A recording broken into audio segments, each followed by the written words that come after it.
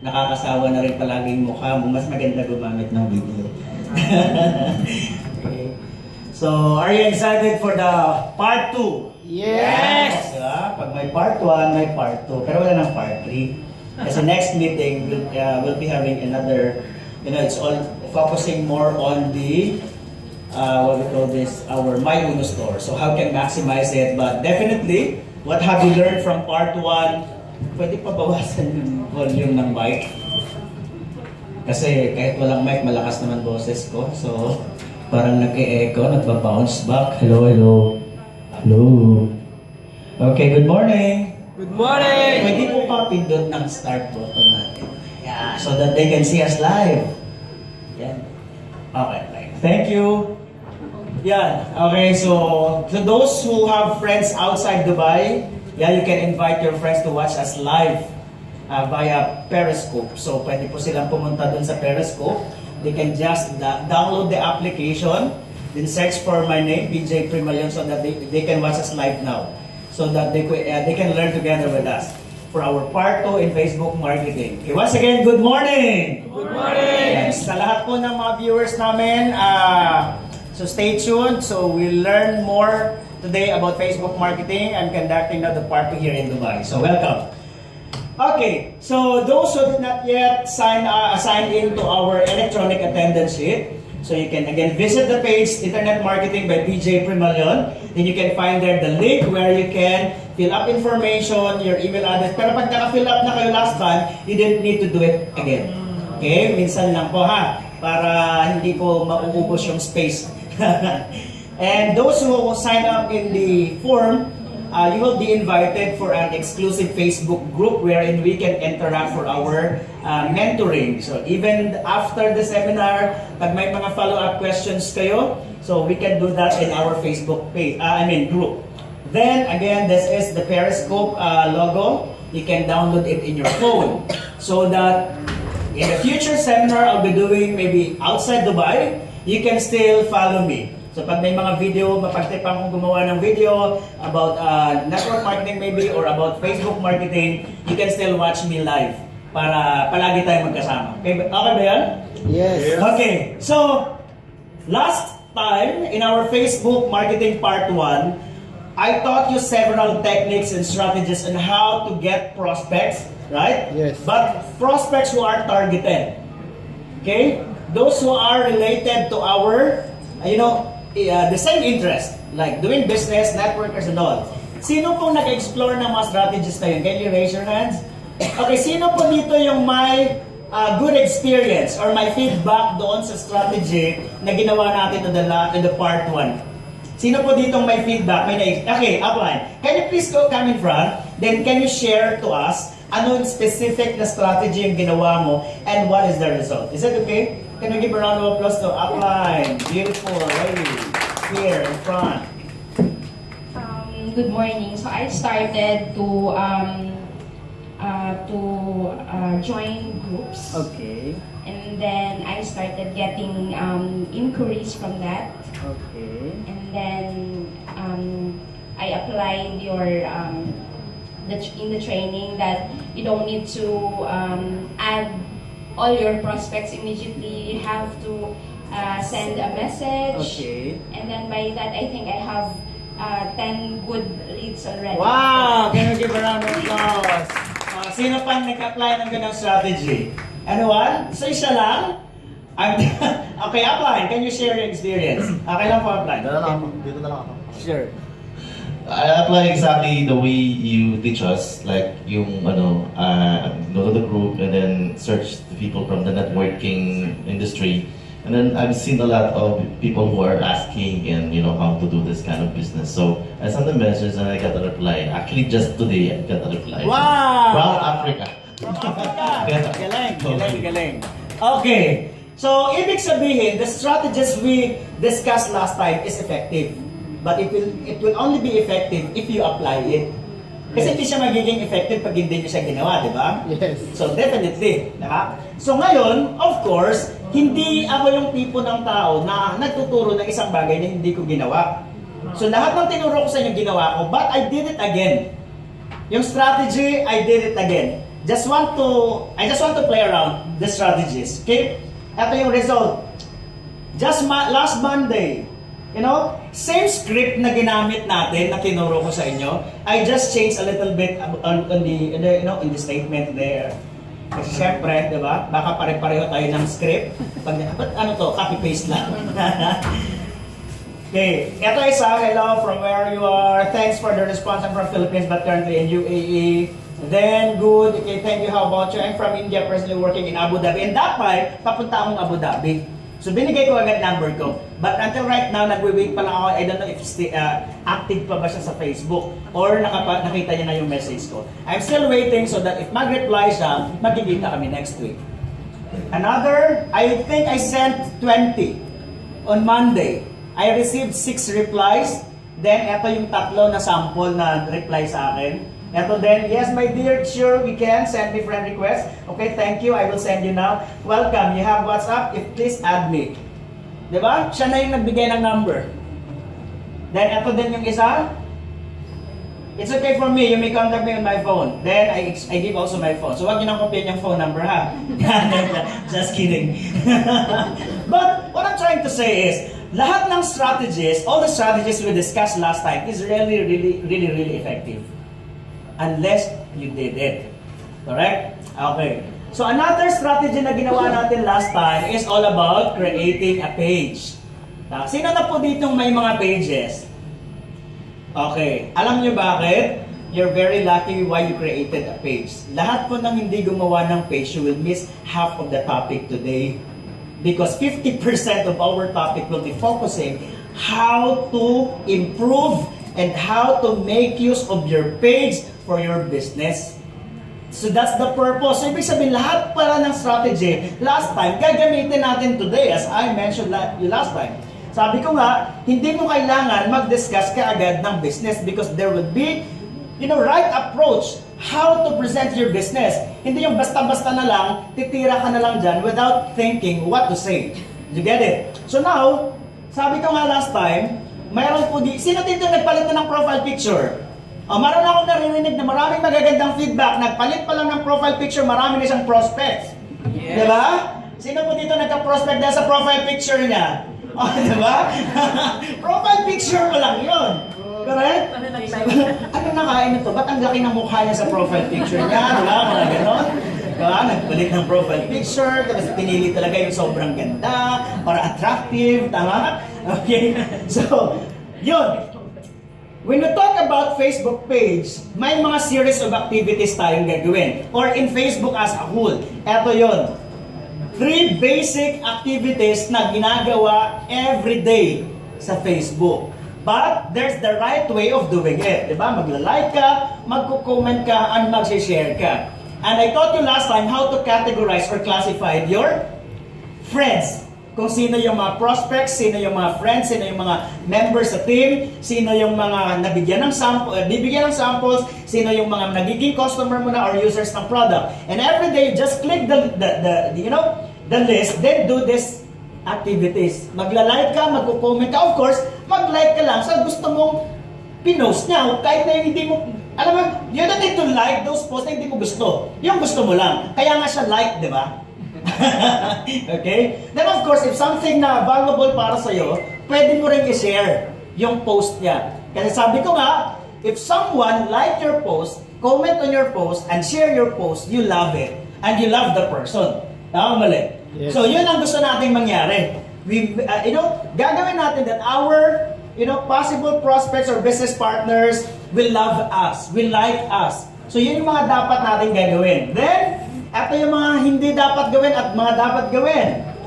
Post videos and images that promotes positivity. Avoid negative, dramatic, sarcastic, and irrelevant ideas in your status. Okay? Another one, post positive, motivational, and happy quotes. This will boost a positive spirit to you, your prospect, or your client. Just like this. Eto medyo harsh na siya, but I definitely do not recommend this one unless masyado nang destructive yung friend mo na yun sa Facebook. So kung kailangan mong i-unfriend mo. Pero pag hindi pa naman, pwede mo namang i-hide sa mga post mo, di ba? And I taught you that last time. Paano gagawin? Again, no negative post and sharing yung madrama na PDA pa. Remember, you are an entrepreneur. You are no longer an ordinary Facebook user. Do you get it? And I cannot imagine or hindi makaya-kaya ng isip ko bakit maraming tao gustong-gustong i-post yung mga aksidente. Do you get it? Take for example, Singapore and Dubai. Pag may mga accident or anything against their country na magiging bad image sila, hindi nila pinapublicize yan. Right? Because definitely, it will affect the law of attraction na sinasabi. If your constituents will see a lot of bad news on the television, they will attract more bad things. Magdududa na sila ngayon sa security ng place. But take a look at Philippines. 'Di ba? May suntukan, may sinaksak, may pinatay, may nadisgrasya, lahat na lang ng mga masasamang balita, manood ka ng TV, punong-puno 'yun. And what is the status of Philippines? 'Di ba? So that is why we need to start it right here in Facebook marketing. So avoid posting accidents. It will not help. Bakit? Pag sinare mo to, may matutulong ka ba sa na-aksidente? Wala naman. Tama? Boredom, feeling lonely, I don't get the point of posting. Nonsense, yung mga hatred, galit na galit ka, diba? Nagpaparinig pa. And all topics na hindi naman makakatulong sa business mo. Remember this, whatever your emotion in your Facebook, no one cares. Walang may pakialam kung ano man ang nararamdaman at pinost mo sa Facebook. Tama o mali? Then why post something that will affect your business? Bakit hindi nyo kailangan i-post yung mga ganitong post? Eto, bigyan ko lang kayo ng example. Let's say, for example, you are now connecting and communicating with your prospects online kasi nakilala niyo siya somewhere in Facebook, na inad mo siya through the strategy na tinuro ko sa inyo. Then after that, along the way, ng pagko-communicate mo or pag-establish mo ng relationship or rapport with your prospect, here comes your negative posts. What will be the impression? Yung tipong, nagugustuhan niya na sana yung post mo At saka may papindot-pindot ka na ng konti sa business Nagugustuhan niya na yung mga ideas and tips mo But suddenly, when you posted something negative, it will affect the whole thing. Tama mali? Is this the kind of person I'll be doing business with? Na puro kaimuhan ang post? I don't think na magiging effective siya na mentor for me. And that would be part of the alam mo yun, na hindi na siya tutuloy. Tama? So starting today, avoid negative posts and sharings. Okay? So pag hindi mo kaya, at minsan may mga ganong tao pag mayroon talagang nadidepress sa mga nangyayari sa buhay niya, tapos kinakalaban daw siya, maraming sinasabi yung kapamilya niya dun sa Pilipinas, chinichismis siya, lalabanan na rin sa Facebook, may paparinggan siya. Ang paparinggan mo, hindi lang naman siya ang nakakabasa. Lahat ng friends mo makakabasa. Tama? So ngayon, ang mangyayari, masisira yung image mo. Your value. Bababa yung value mo sa lahat ng mga friends mo sa Facebook, including your business partners, your downlines, and possible business partners or prospects. Okay?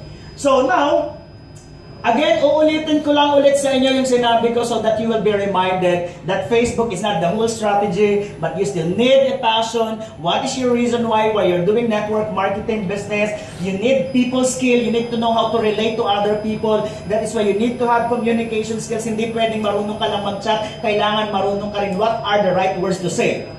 You get it? That's communication. Communication is not only all about what you are saying or verbally saying, but of course yung mga words na ginagamit mo. Talk with people face to face because wala pa rin makakatalo kung personal mong nakakausap yung business partner mo.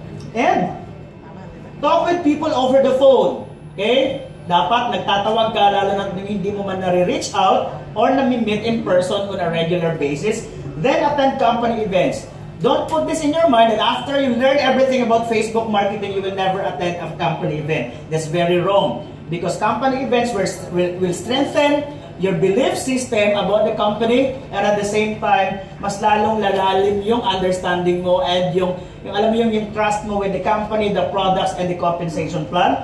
Hand out samples, so later on, I'll be giving you strategies on samples, and pursue personal development. This is very, very important.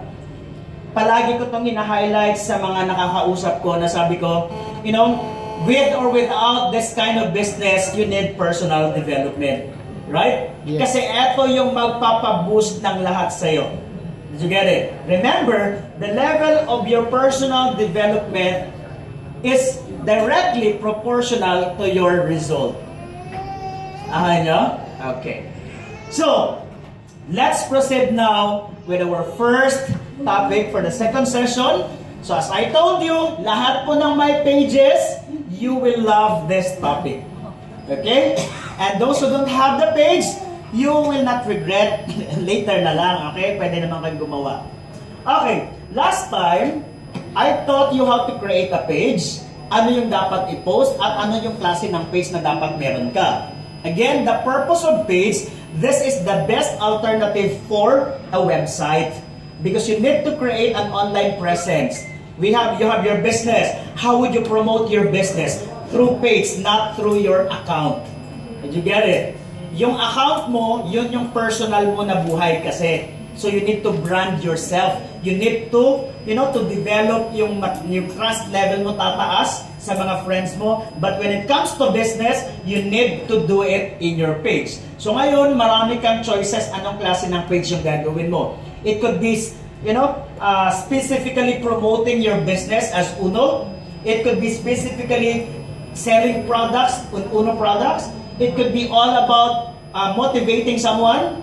It could be all about business tips. Anything you can think na unique na page that you can turn somebody following your page to be your client, yun ang pwede mong gawin. Okay. Ngayon, yung Facebook page na yan, magagamit natin yan later because there are so many common questions from our possible prospects later, right? Let's say i-establish ka na ng rapport with your prospects. Then, darating kayo sa point na magtatanong siya, ano bang ginagawa mo? Correct? So this is now the right time for you na banatan mo ng business. But the question is, maybe before, if somebody asks you and you want to explain about your business, you are doing it manually. Chat ka. Tama? Ito kasi ganito, ganyan, tapos ganito, ganyan, tapos ganito, ganyan. Tama? Mali. Doon ka na magmamindset. Doon ka baga mag-uuso kasi you don't have the chance to meet the person. Correct? Personally. So ngayon, mag-chat ka. Very manual. Nawa niyo siya? So let's say, you're talking to 10 people. Can you do it all at once? Manually mo silang kakausapin. So ang mangyayari, magiging distraction tuloy yung business mo sa trabaho mo. Tama mali. So that is why we will be making a system now using a page. Na ito na ngayon yung ibabato mo sa lahat na magtatanong sa'yo na wala ka nang ibang gagawin, at 10 yung kausap mo, ibato mo lang yung link na yan, makikita nila lahat ng information na gusto nilang itanong or malaman about your business or about the question they're asking. So that's the purpose of page. Okay? So now, eto yung I'll be giving you resources. Ano yung mga quality posts na ilalagay nyo and where you can find them. First is yung timeline cover. You don't need to be a good in editing picture or a professional in photo editing. What are you going to do is to just go to the following sites. Ito yun, if you don't have a great photo for your timeline cover, because as I told you, ang profile picture mo at ang profile picture ng page, hindi siya pinapalit-palitan because that is your brand. So decide what is the best profile picture at yun na ang magiging profile picture mo kung pwede pa lang all throughout na. 1 year, 2 years, 3 years, or 1 dekada. Then, kung gusto mong magpalit-palit ng picture, do it in your timeline cover. You go to firstcovers.com, coverphotos.com, and FB Cover Photo App. This is an application. These two are websites. So, mayroon dyan, gagawa ka na, naka-ready na lahat, igagawin mo na lang, palit-palitan mo na lang yung picture, or you can go to canva.com. Sa canva.com, you can create Facebook cover photo, profile picture, magde-design ka, everything, andun na siya. Okay? Another resources na pwede mong ilagay sa page mo is yung mga funny stuff. Baka magtaka kayo, ba't kailangan ko lagyan ng mga nakakatawang information or article or post yung page ko?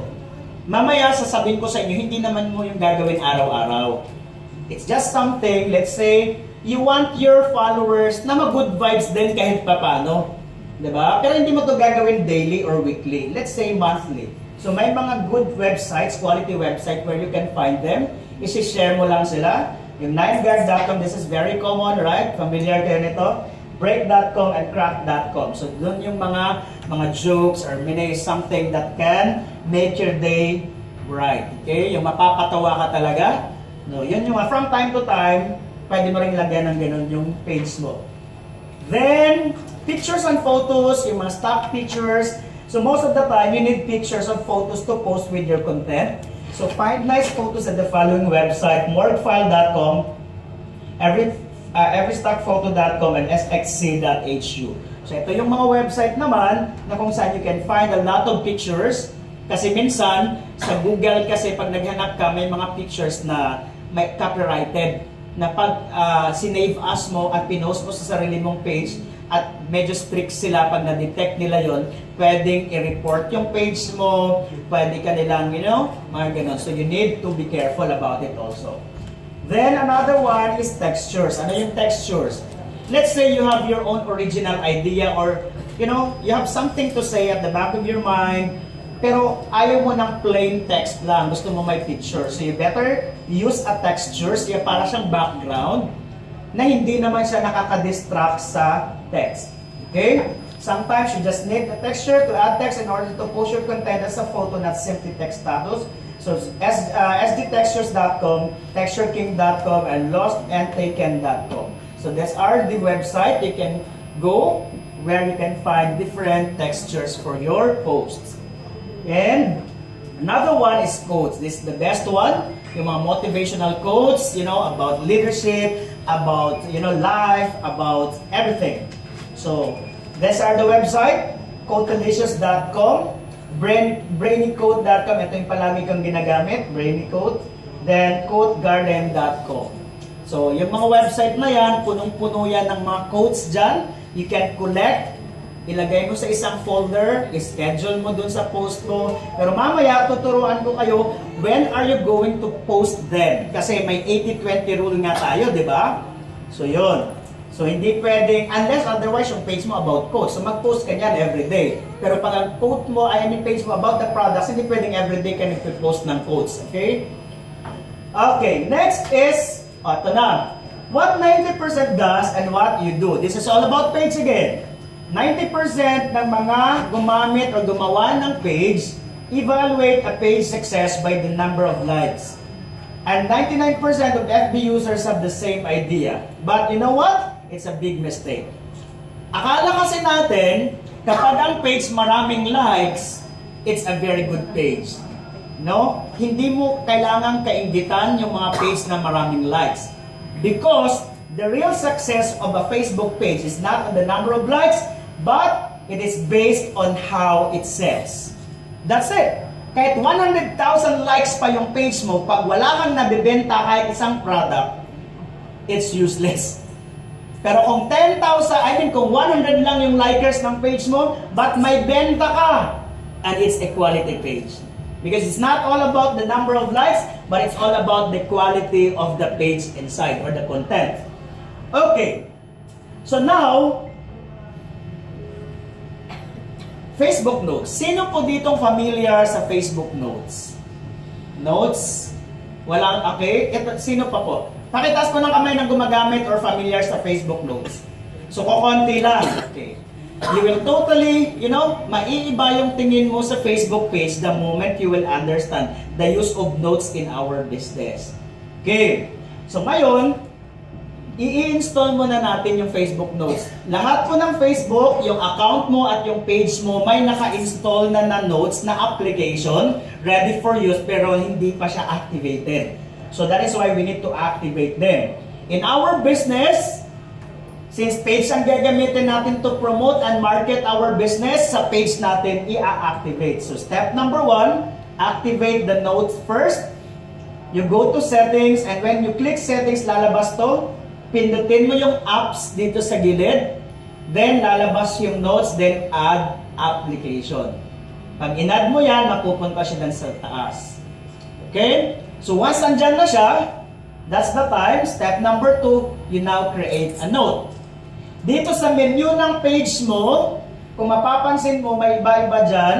Kung hindi mo makita yung notes, you click more and you can see their notes. Pero pag hindi mo na-activate sa step number 1, yung notes, hindi mo siya dyan makikita. Kasi ang naka-default lang sa menu ng Facebook page are about, photos, videos, and likes, and events. Notes is not. So, kailangan pa munang i-activate. So, once activated na, pag click mo yan, lalabas to. Then, you click Add Note. Okay, now, pag pinindot mo na yung Add Note, ang lalabas na doon, pwede ka mag-upload ng picture, pwede ka magsulat. As you can remember, last meeting, I give you an idea kung anong ilalagay sa page, di ba? Let's say you want to sell something. So kung buy and sell, or nagsisell ka ng something sa page mo, you need to guide your buyers. Paano ang process ng pagbayad, paano bibili, how can they register or something. So pwede kang mag-layout ng picture. And at the same time, you can make use of notes. Kasi mas madali siya. Okay? Paano gagawin yun? I will give you my example, my personal notes na ginagamit. 3 types of notes ang ginagamit ko because for me, there are 3 common questions sa atin. Let's say when we talk about products, the first question is how to order. Tama, mali? What are those products or how to order? It's very simple. Okay, I will show you now. Okay.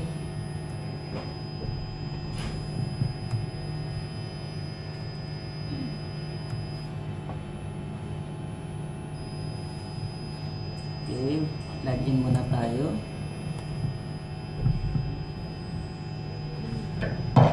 Medyo maiksi kasi yung password ko.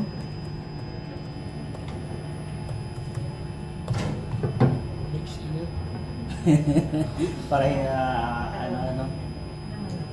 Oh, sorry, this is not the one I want. Hindi ito. Log out muna tayo ha.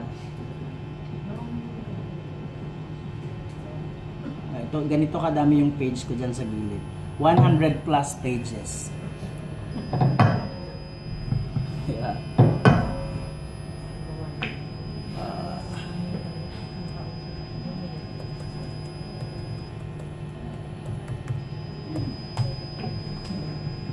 Okay. So, papakita ko ngayon sa inyo, let's say, if somebody asked me, at eto ginawa ko lang siya sa notes, let's say, sasabihin niya how to order, gano'n. So, di ba, I have a page for products alone. Then, andito yung notes. Pag nagawa mo na kasi yung notes, lalabas siya dito sa gilid. Yan. So, pag kinik ko yan, I have a note how to order Uno products. So, paglabas niya, yan. Okay? Ito yung makikita ng client. So, ang gagawin ko, I will just copy the link above, then ibigay sa kanya. Pag kinlik niya, mapupunta siya dito. So, how to order? May mga instructions. Step 1, Step 2, Step 3, and payment. Okay? So, you can customize your own if you want. Okay? So, why I make use of notes? Number 1, since we are talking of Facebook. Si Facebook kasi, it's very light. Madali siyang ma-download, mabilis, compare sa website. Tama? Kasi sabi ko nga, for the first time marketer sa online, I don't recommend you to have your own website right away. Because if you have a website and you don't know how to maximize it, masasayang lang din. Di ba? So, but it's better to have a website later on. But for the meantime, since may libre naman na page, why not make use of it for the meantime? Para ma-practice ka lang muna. Pero hindi siya practice na walang result. Di ba? O ngayon, pag notes kasi, part siya ng Facebook apps.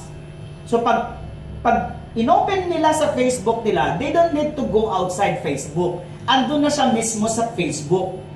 So madali, magaan, di ba? So yun. Ito yung ginagamit ko pag may magtanong ng product. So ngayon, let's say, another common questions na palagi nating natatanggap is, how to join? Ano ba yung Uno Premier? Correct? So ngayon, I have another notes na binibigay sa kanya at nandun naman yun sa isang page ko dito.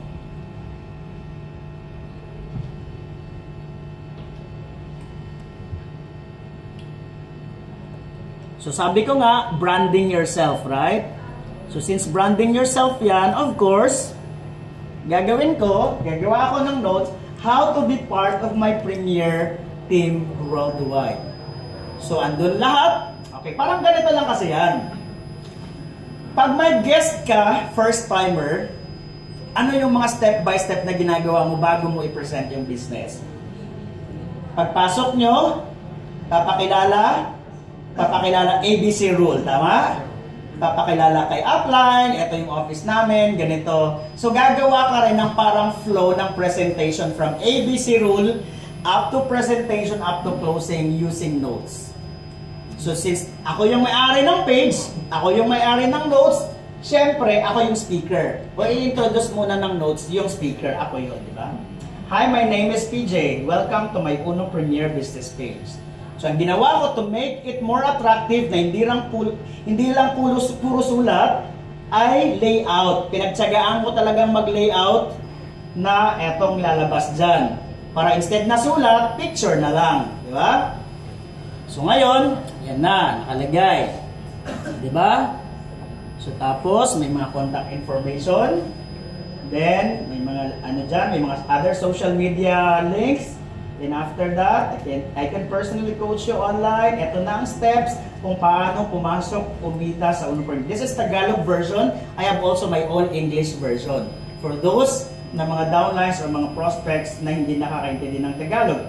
So if you want to learn blah blah blah, mayroon din ako ditong video, but I don't put video in the first place, hindi pwede ang video dito. Link lang. Ilagay mo dito, pag in-link nila, mapupunta na sila sa video. Okay? Then tapos, natin ng konti. Yan, may konting open mind, ABC rule ng mga sample results ng mga other OFWs, right? O diba, andyan pa yung mga uplines ninyo, correct? So, minsan lang tayo, I put also some motivations na tayo mabuhay, nagsakripisyo na tayo sa abroad, wag ka papayag na hindi kayo yaman. Keep away from those who try to belittle your ambitions. Then, another, yan, lang sila natulungan pamita, ang pag-abroad ay isang malaking sakripisyo, kaya kapag may opportunity na mga tulong para magbawang buhay, sinusubukan namin kasi mahirap magtrabaho na malayo sa pamilya. In the end, we only regret the opportunities we didn't take. So may mga ganyan-ganyan.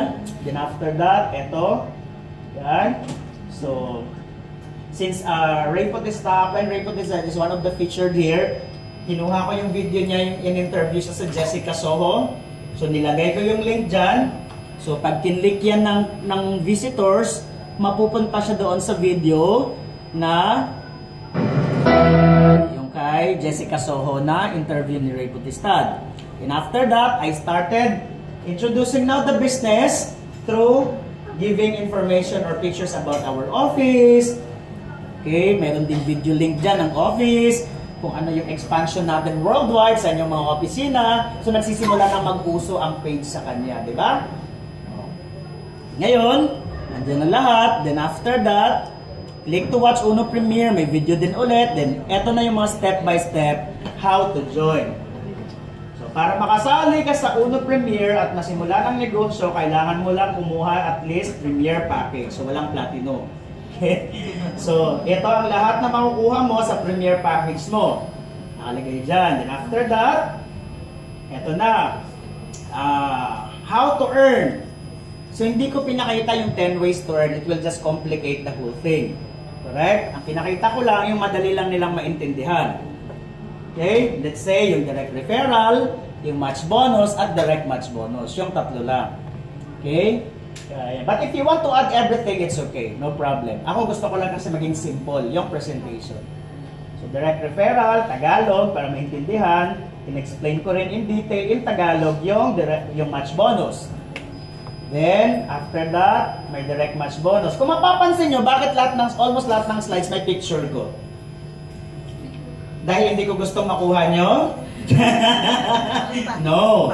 It's all about branding. Because every time na mababasa niya yan, nakikita niya pagmumukha ako, hindi niya ako makakalimutan. Na parang ako lang yung nagsasalita sa kanya. Nakuha niya yung point doon? So, it's up to if you want to put your picture also in the slides na gusto mong gawin. Okay? It's all about branding.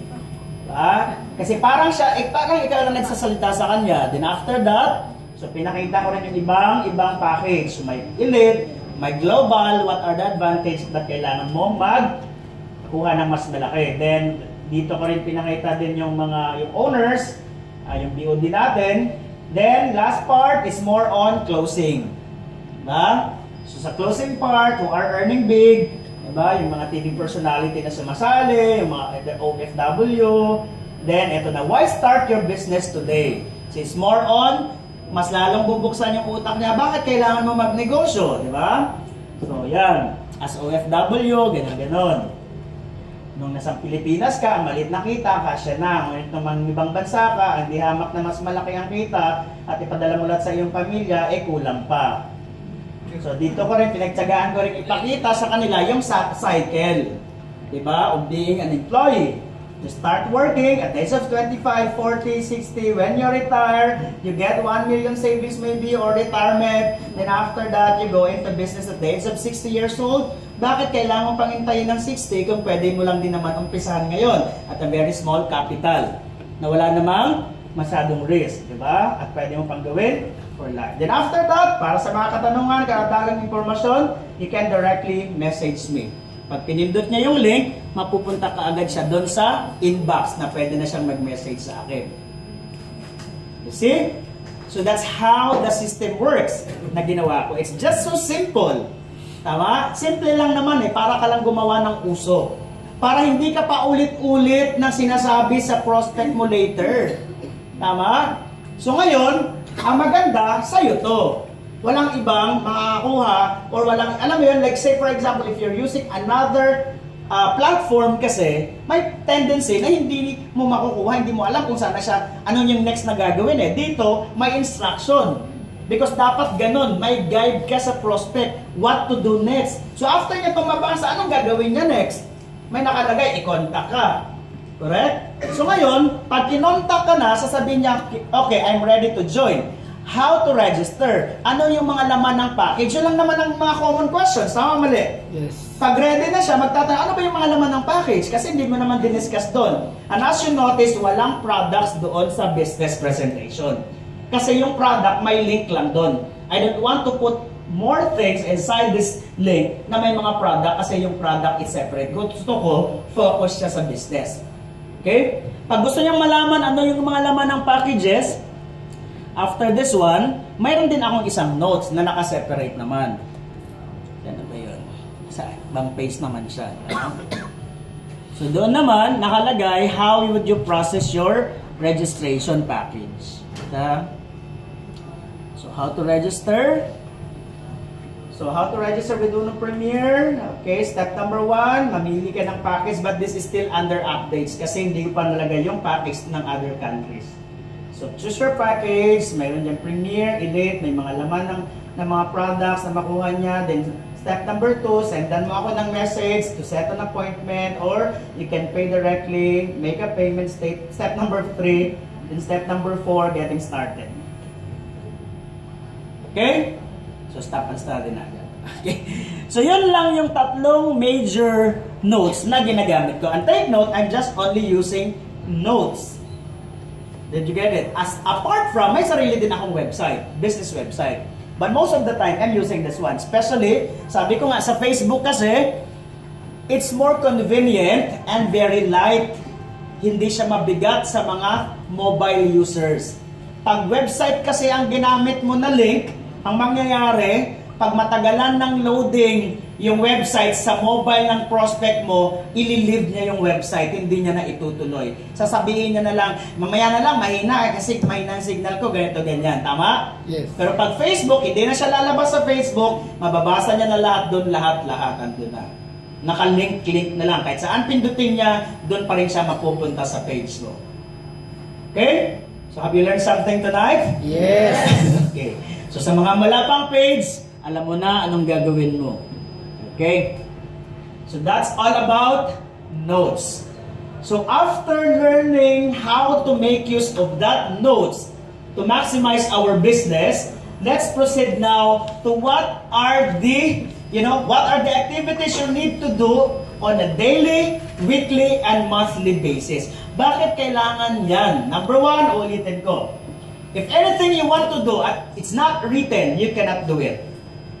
Pag hindi naka-schedule. Sabi ko nga, before ka magbukas ng Facebook mo, if gusto mong ma-maximize yung oras mo, kailangan may nakalista ka ng activity kung ano lang ang gagawin mo.